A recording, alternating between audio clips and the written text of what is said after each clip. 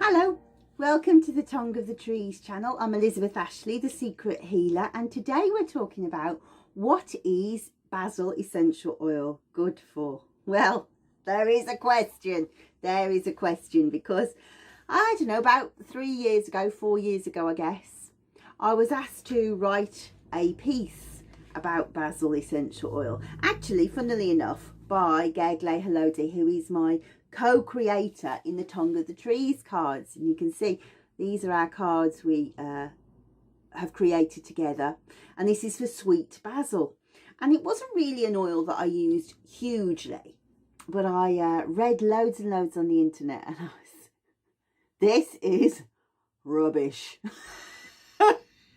There was so much information about how there were two different basils that worked exactly the same to each other, and I was like, that's just not true.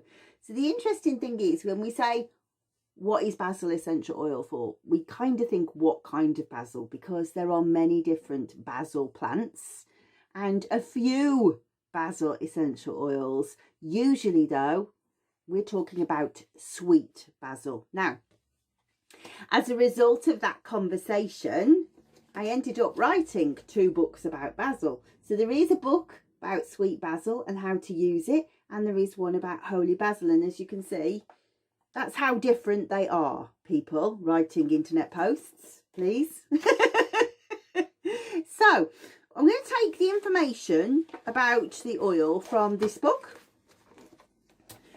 I'm allowed to do that because it's the book what I wrote. I wrote this one too. So it's the complete guide to the clinical aromatherapy and essential oils of the physical body. Why don't I just say it rather than trying to read it back to front? And it's quite the battered tome, but you could get your own copy. You can download it for free as a free ebook on Amazon and iTunes and all good ebook platforms, but also you can buy the paperback from Amazon if you would like to. But I'm going to tell you what it says about basil, and hopefully I don't want to go too much over off track, because it is one of my very favourite oils. She is one of my best friends and I love her dearly, and I could say that actually about both girls. And let me just see, I'm off, there's no way of keeping it. So we're talking about this one, and if you imagine her to be a sergeant major dancing on the bar, swigging her beer from a bottle, probably showing her knickers occasionally, dancing up and really giving the blokes what for, you've found her, right? And I adore her. If you are going out with holy basil, she's a hell of a lot more genteel. She's kind of nun-like. So straight away you can see, oh, well, that would bring about very different energies in myself, and you would be right. So that's, whilst they have similar physical properties, similar, not identical, what you see is the way it affects your emotional, the mental and spiritual aspects is different. So obviously you can see that in the books, but if you go to the description, you'll see there's a second video, and there we talk about the mental, the emotional, the spiritual aspects of sweet basil essential oil, but also about the safety of how do you use it. Can you use it with various different conditions? How does it interact with drugs? Is it safe to use in pregnancy? Is it safe for children? Is it safe around the cats and dogs? We are most exhaustive. And just to make it even more interesting, as I say, the co-creator of these cards, Gergle Halodi, he and I work very differently. I come at it from an archaeological perspective and the scientific perspective, whereas he is a botanical perfumer. So if you would like to learn what does basil essential oil blend well with, then he's the man to tell us, and he's going to do us a lovely video and help me get better with botanical blending, and I'll share that with you in the video. So let's get to it then. Well, I think the most important thing that we can say about basil is the way that it affects our personality. It's very driven, very courageous, and so we use it in cases like anxiety and depression. We use it for chest infections. It's very good at alleviating the underlying infection, but also getting rid of the catarrh that builds up as well. So a very good oil for any kind of chest infections and coughs. And actually I've put down here, so chest infections, bronchitis and whooping cough. And it would be actually the first oil that I would go to if somebody had been unfortunate enough to get whooping cough. It reduces fever, and yes it does. If you buy the Tongue of the Trees cards, they come with a little book that tells in here that tells you about the energetics of the plant, and it's ruled by Mars, which is the planet of war, of motivation and drive, and its energetic is heat. So it's very good at making you warmer, but in the case of fever, it brings down temperature. However, I'll get on my soapbox. Anybody who's watches my videos go, oh, she's off, because this is my pet hate. The fever's there for a reason, guys. Your body sets up a fever as a way to it dispatches macrophages, which are warrior cells that surround the pathogen or the infection, and they overcome it. And that in itself is made easier for the body by the rise of temperature. If you reduce the temperature, you stop your own healing process to fight the infection. So, no, thanks. Now, with sweet basil, I would still use sweet basil, even though I know it will reduce the temperature a little bit, not as much as something like peppermint, so it's a preferred route. So everything else that it's doing, it's chest infections, bronchitis, any kind of digestive problems that might be going on. You will have what's called an other main effect. You might kind of consider it a side effect of the effect on the temperature, but it's not a primary one. And so yeah, you can still use it, but please don't deliberately bring down fevers. Did you know, incidentally, I know there's I don't know, 20th century medicine convinced us, and it was drug companies that convinced us that temperature, having a fever can bring a febrile convulsion. And yes, it can. But what happens is it's the change in temperature, the rapid change of temperature that causes that to happen. And so even just reductions in temperature can do the same thing. So if there's a rapid change in temperature like you would bring about with peppermint, not so much with basil, but that would be a stupid thing to do. Now you know it, okay? We talked about how she dances on the table. She's got big knuckers. She understands big boobs.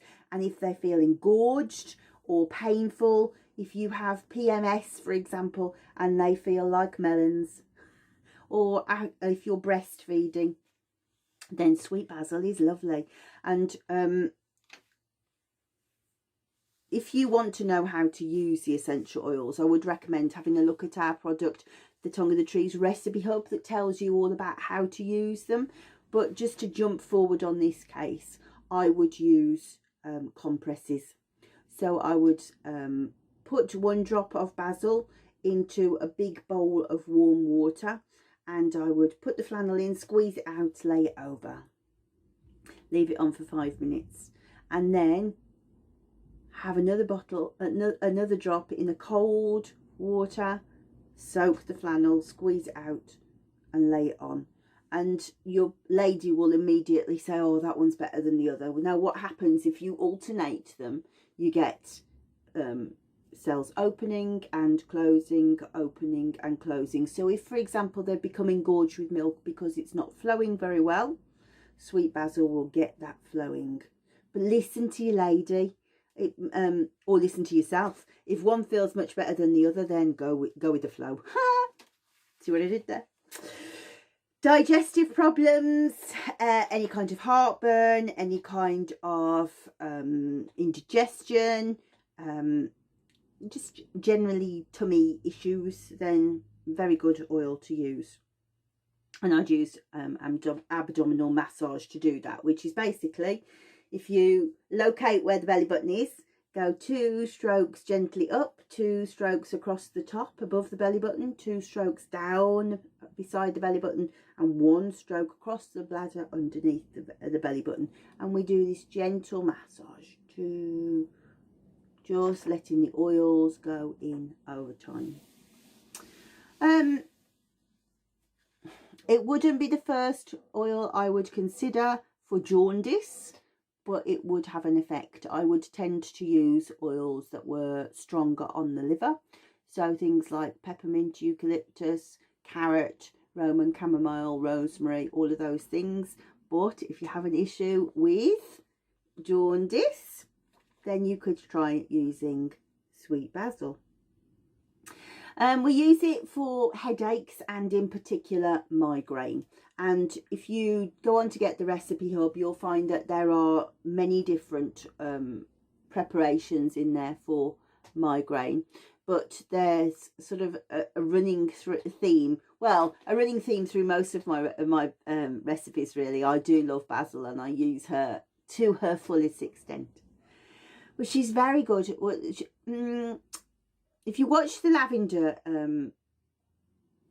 video, you'll learn a little bit about linalool.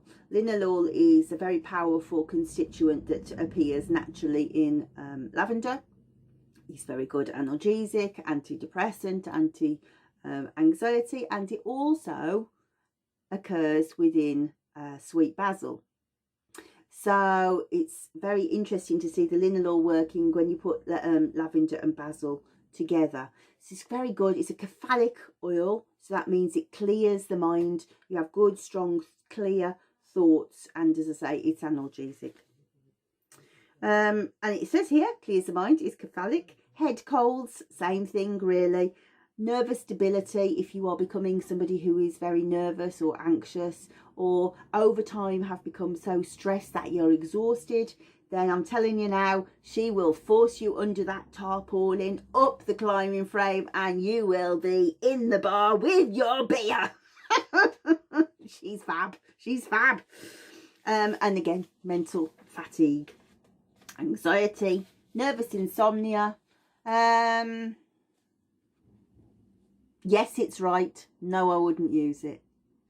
I would use something like lavender and mandarin and chamomile for getting to sleep.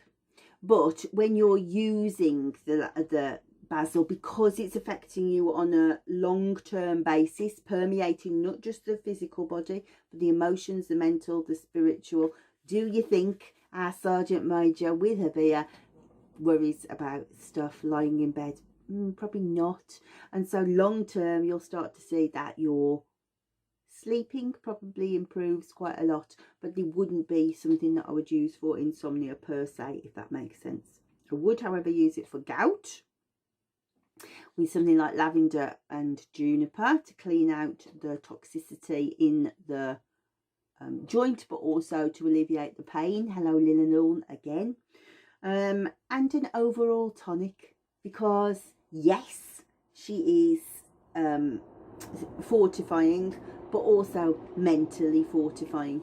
Now, all of the basil oils are what's called adaptogen, but to a small degree for sweet basil. Holy basil is far more adaptogen. And what that means is that it helps to bring the body back into homeostasis after stress. So that's things like blood sugar, respiration, heart rate, all of those come down. And if you've had long-term stress, using an adaptogen like sweet basil or holy basil, depending on the personality that you want to bring forward, will really strengthen you and help you to adapt and become stronger and more resilient after that long-term stress. So if you want to know more, go to the video too, because we're going to look at things like how to use it for the emotional side, the mental side, the spiritual side. As you can see, that's going to play out. We're going to look at Gerglo showing us how to blend it. But I can say, for a change, normally I'd say he's showing me how to blend, but now I can blend that. I can blend sweet basil. So come and learn off him how to do that, and the safety. And of course, outside of these videos, if you want to get the books, you can find those on Amazon. Just search Elizabeth Ashley, The Secret Healer, and you'll see my lovely set of lovely reviews that people have sent for me. And as I say, we're going to talk about the safety over there. So I'll leave it here for now, and go to the description, click the link, and hopefully I'll see you in video 2. What is sweet? No, it's not. It's what is basil essential oil good for? Yes. See you then.